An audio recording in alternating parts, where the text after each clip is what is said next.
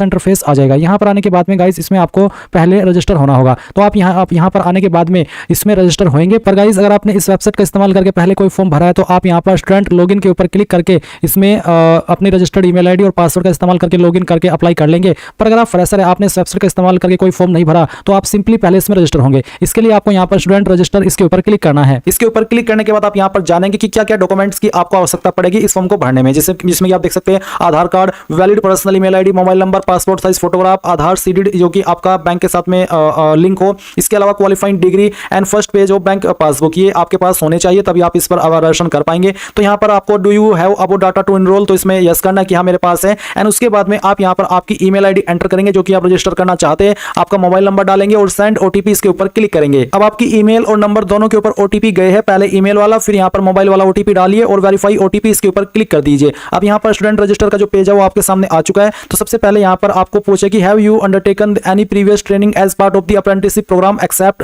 Sandwich apprenticeship, यानी कि क्या आपने यहाँ पर जो सैंडविच अप्रेंटिसशिप है इसको छोड़ करके कोई अन्य ट्रेनिंग ली है, अगर हाँ तो आपको यस करना है, नहीं तो आप नो करेंगे। Do you have any work experience of 1 year और मोर, क्या आपके पास 1 साल या उससे ज्यादा का कोई वर्क एक्सपीरियंस है, अगर हाँ तो यस, नहीं तो आप नो करेंगे। Have you passed out through regular part time distance, यानी कि जो आपकी डिग्री है क्या वो आपने रेगुलर पार्ट टाइम डिस्टेंस से पास की है, तो आपको बताना इनमें से किस माध्यम से आपने पास की है। इसके बाद आपको यहाँ पर आपका वही नाम डालना है जो कि आपका आधार कार्ड के अंदर है। इसके बाद यहाँ पर जो डेट ऑफ बर्थ आपके आधार कार्ड के अंदर है वो डेट ऑफ बर्थ आप यहाँ पर सेलेक्ट कर लेंगे। जेंडर आपको यहाँ पर सेलेक्ट कर लेना है, आपकी कैटेगरी कौन सी है वो आप यहाँ पर सेलेक्ट कर लीजिएगा। आधार नंबर यहाँ पर आपको आपका एंटर करना है, फिर है अपलोड आधार कार्ड जो कि आपको यहाँ पर पीडीएफ के साइज में अपलोड करना है, यानी कि पीडीएफ के फॉर्मेट में, और साइज 1 MB से कम रहना चाहिए। फिर state to which institute belong, तो यहाँ पर आपकी इंस्टीट्यूट कहाँ से है, जहाँ से आपने आपकी जो क्वालिफिकेशन है ग्रेजुएशन की वो की है, तो वो आपको स्टेट सेलेक्ट कर लेनी है। इसके बाद किस डिस्ट्रिक्ट के अंदर वो स्थित है वो डिस्ट्रिक्ट आपको सेलेक्ट करनी होगी। एंड देन फिर यहाँ पर आता है institute name. If institute name not appearing in drop down please contact NATS, यानी कि अगर आपके इंस्टीट्यूट का नाम यहाँ पर नहीं आ रहा है तो फिर आप यहाँ पर इसको कॉन्टैक्ट भी कर सकते हैं, या फिर आप अदर्स भी सिलेक्ट करके आपके इंस्टीट्यूट का नाम खुद से भर सकते हैं।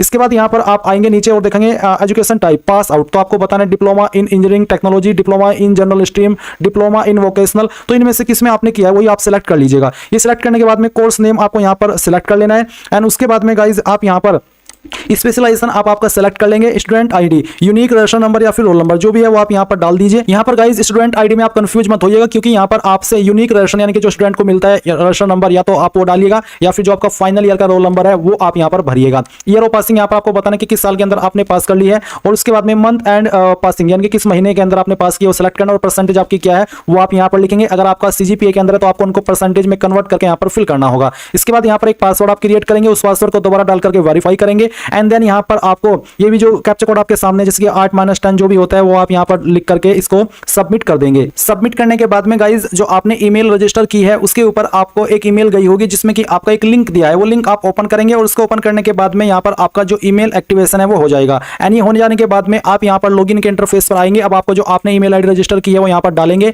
जो पासवर्ड आपने बनाया है वो आप पासवर्ड यहाँ पर भरेंगे, और ये कैप्चा कोड डालने के बाद में लॉगिन के ऊपर क्लिक करेंगे। लॉगिन पर क्लिक करने के बाद आपके सामने यहाँ पर आपकी बेसिक डिटेल आएगी, तो आप यहाँ पर आपकी बेसिक डिटेल भरेंगे, जिसमें कि passport size photo only JPEG और PNG फॉर्मेट इसका रखा है। तो आप यहाँ पर चूज फाइल के ऊपर क्लिक करेंगे और जहां पर भी आपकी फोटो फाइल है वो आपको सेलेक्ट करनी है। मैं इस फॉर्म को डेमो के लिए भर रहा हूं, तो यहाँ पर मैं एक फाइल रैंडमली सेलेक्ट करता हूं एंड इसको ओपन कर लेता हूं, तो आपकी फाइल का नेम इस तरह से आ जाएगा। फिर आपको यहाँ पर आपका नाम देखने को मिलेगा, बाकी की जानकारी देखने को मिलेगी। एंड देन आप यहाँ पर आपका मदर नेम एंटर करेंगे, फादर नेम एंटर करेंगे। फिर यहाँ पर आपको बताना कि क्या आप माइनॉरिटी से आते हैं, अगर हाँ तो यस, नहीं तो आप नो करेंगे। अगर आप आते हैं तो यस करने के बाद में बताइए कि आपकी माइनॉरिटी कम्युनिटी कौन सी है। एंड देन यहाँ पर आपको बताना कि क्या विकलांग है, अगर हाँ तो यस, नहीं तो आप नो करेंगे। इसके बाद गाइज आप यहाँ पर नीचे से एंड कंटिन्यू इसके ऊपर क्लिक करेंगे। अब गाइज आपके सामने एजुकेशन डिटेल आएगी जो कि आपने रजिस्ट्रेशन के वक्त भरी थी, वो जानकारी यहाँ पर आपकी दी गई है, और इनमें आप चेंजेस करना चाहे तो वो भी कर सकते हैं। तो भी आप यहाँ पर नीचे आएंगे और आप यहाँ पर देखेंगे आपको अपलोड प्रोविजनल पास सर्टिफिकेट बोला है, तो आप यहाँ पर आपका तो प्रोविजनल या फिर जो आपका पास सर्टिफिकेट है इस क्वालिफिकेशन का वो आप अपलोड करेंगे PDF के फॉर्मेट में। एंड देन गाइज यहाँ पर नीचे आता है कि ग्रेजुएट इन इंजीनियरिंग, यानी कि जो भी आपकी क्वालिफिकेशन है वो आपको यहाँ पर देखने को मिलेगी।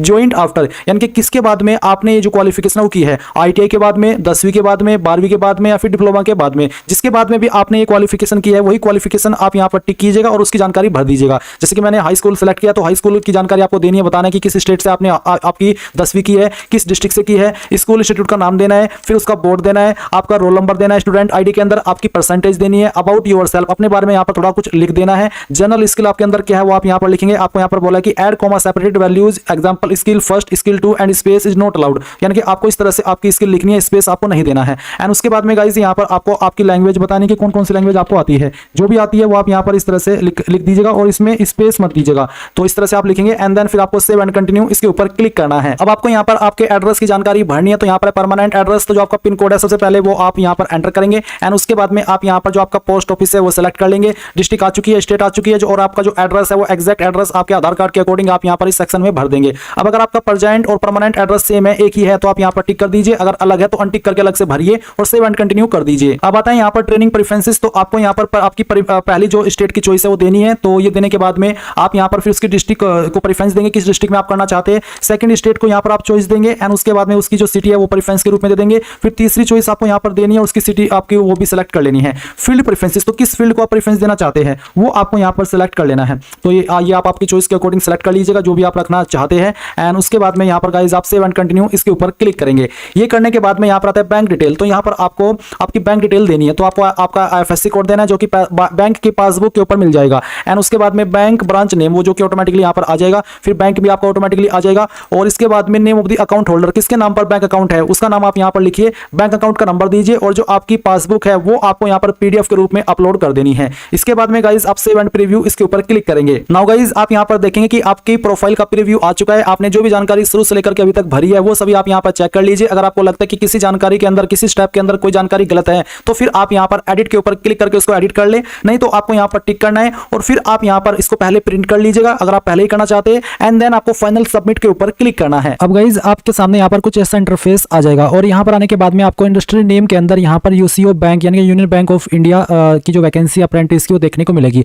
अभी तक इस वैकेंसी को यहाँ पर अपडेट नहीं किया है, जो कि जल्द ही अपडेट कर दी जाएगी। और आप इसी प्रकार से जैसे कि यहाँ पर अन्य वैकेंसी देख रहे हैं वो देखेंगे। तो एग्जाम्पल के लिए मैं आपको किसी अन्य वैकेंसी पर अप्लाई करके दिखा रहा हूँ, क्योंकि अभी तक UCO बैंक की यहाँ पर वैकेंसी अपडेट इन्होंने नहीं की है। जैसे कि अगर हम बात करें एक स्विस गार्नियर लाइफ साइंस की ग्रेजुएट अप्रेंटिस की ही वैकेंसी है। मैं यहाँ पर इस पर अप्लाई के ऊपर क्लिक करता हूँ और इसके ऊपर क्लिक करता हूँ तो आप देखेंगे कि आप सिंपल वे में यानी कि सिंगल क्लिक के अंदर इसमें अप्लाई कर लेंगे। और जो एप्लीकेशन फीस आपको पे करनी होगी उसके लिए आपको ईमेल जाएगा, ईमेल में आपको बताया जाएगा कि हाँ आपको किस माध्यम का इस्तेमाल करके अपनी एप्लीकेशन फीस जमा करनी है। तो आपने अप्लाई कर लिया, आप अप्लाइड अगेंस्ट एडवर्टाइजमेंट के सेक्शन में अप्लाइड की संख्या देख लेंगे, यहाँ पर एक आ जाएगा अगर आपने पहली बार फॉर्म भरा है, और अगर आपने पहले भी कोई फॉर्म भरा है इसका इस्तेमाल करके तो उसकी संख्या आपको 2-3 इस तरह से देखने को मिल जाएगी। फिर आप एप्लीकेशन मैनेजमेंट के सेक्शन पर क्लिक करिएगा। इसके ऊपर क्लिक करने के बाद आपको यहाँ पर वैकेंसी देखने को मिलेगी। जब ये वैकेंसी 2024 के अंदर आई थी UCO बैंक की यानी कि यूनियन बैंक ऑफ इंडिया की, तो मैंने तब भी इसमें अप्लाई किया था और उसमें आप देख सकते हैं कि डेट ऑफ अप्लाई क्या है, लोकेशन क्या है। तो इसी प्रकार से आप यहाँ पर अगेन जब अप्लाई कर लेंगे यहाँ पर देखेंगे कि आपने किस डेट में अप्लाई किया है, लोकेशन क्या है और आपका फॉर्म का स्टेटस क्या है।